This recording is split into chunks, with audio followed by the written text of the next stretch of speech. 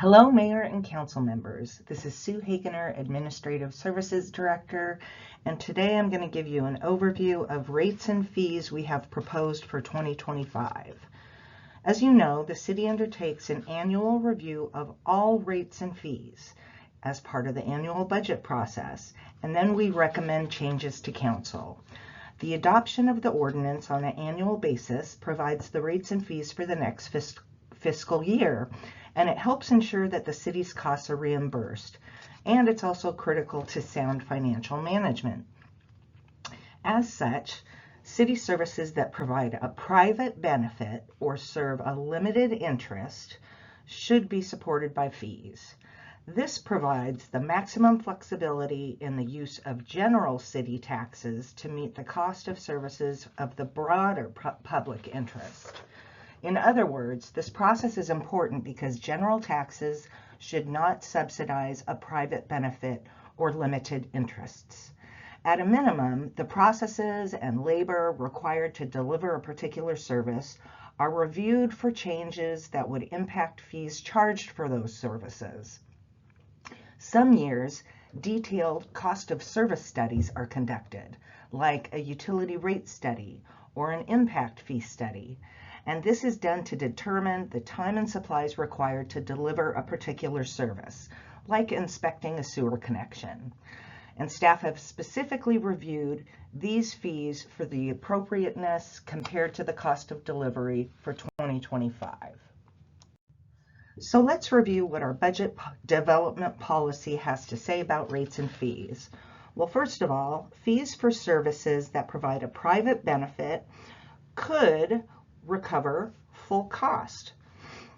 That means that fees should be set to recover the full cost of providing the service, including all direct costs and any indirect costs like capital costs or department overhead.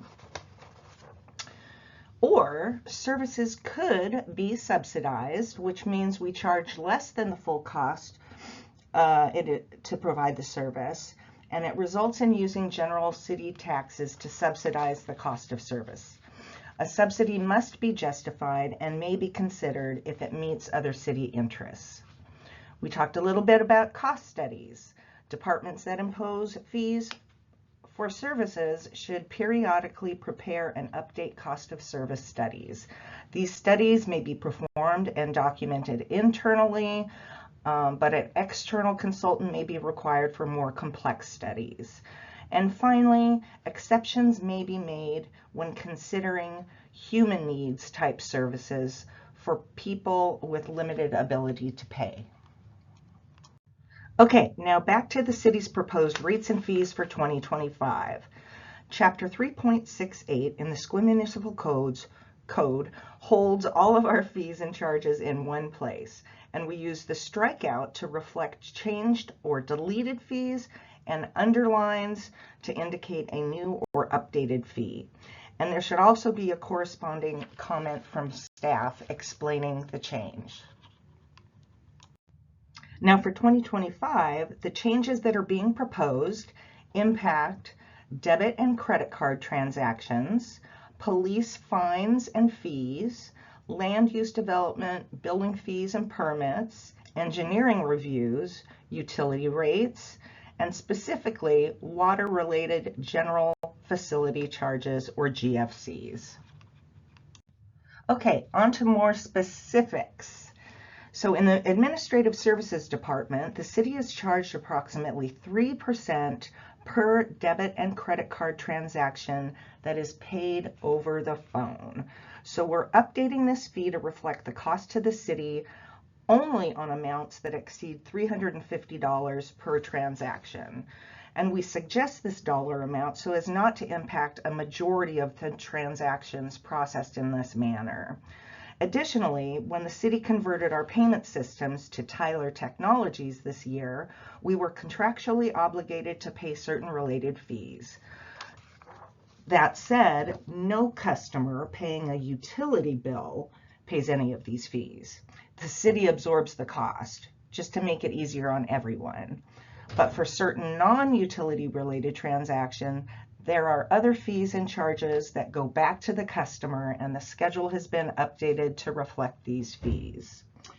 In the police department, we've updated speeding ticket fines, fingerprinting services, and we've clarified how dangerous dog and animal impound charges are determined.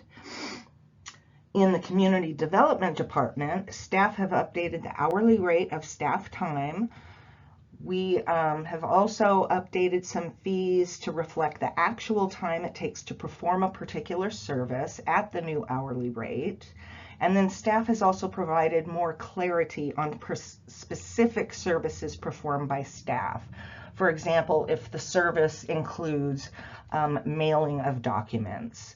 And then finally, in the community development services, we've added an upfront deposit for hearings examiner services. And here are a few more specifics. Engineering fees. All engineering related fees are being updated for a new hourly rate, and this new hourly rate is applied all throughout Chapter 3.68. And finally, public works utility rates.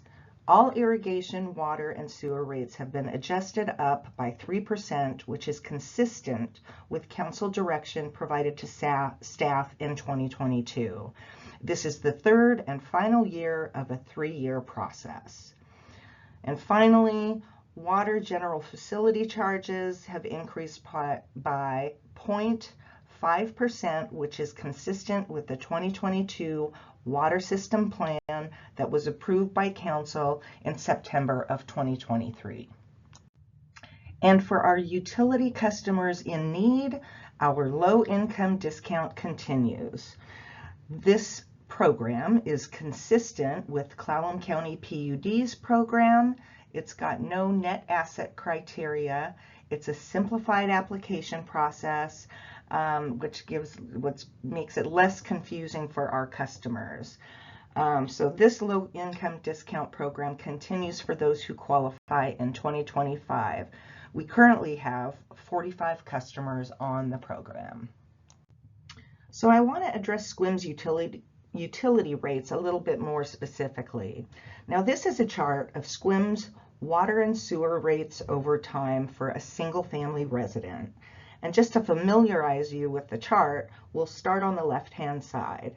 At the top left of the chart, you'll see the water base rates. And as you move down, you'll see the council approved rate change for the year. Down below that is the consumption calculation, and below that is the average total water bill for a single family customer using 500 cubic feet of water per month in the green. Going down even lower, you'll see in the brown, we've got sewer base rates. And then the council approved rate change for that year. And then finally, you're going to land on the black, which is the total monthly bill. And if you look carefully at the rate changes, they may differ between water and sewer. Also note that in 2021 and 2022, there were no rate increases done, and that was to relieve folks during the COVID years. On the very far right hand of the chart, you'll see that the average annual rate increase for water over that time period is 3%. And for water, it was just 1%. And for the total bill, it was an average of 1% annual rate increase, or $1.37 per year increase. So you can see we walk the talk when we say we want to minimize the impact of rate changes on our rate payers. And this is a chart of SQUIM's historical combined utility rates. We are in green compared to other neighboring agencies. You've got Port Angeles in blue, Port Townsend in red, and the PUD's water-only customers in purple. And you can see that our rates are lower than any other agency consistently, except, of course, for the water-only customers of PUD. Now check out what happens in Port Townsend in 2024. They had to increase their rates by 17% because they opted for many, many years not to address their capital needs or raise their rates appropriately.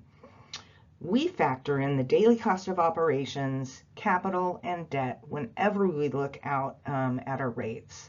As you know, smaller rate increases over time help eliminate these shocking increases on our own ratepayers. Thank you for taking the time to listen to this presentation, and I'm here for you if you've got any questions or concerns.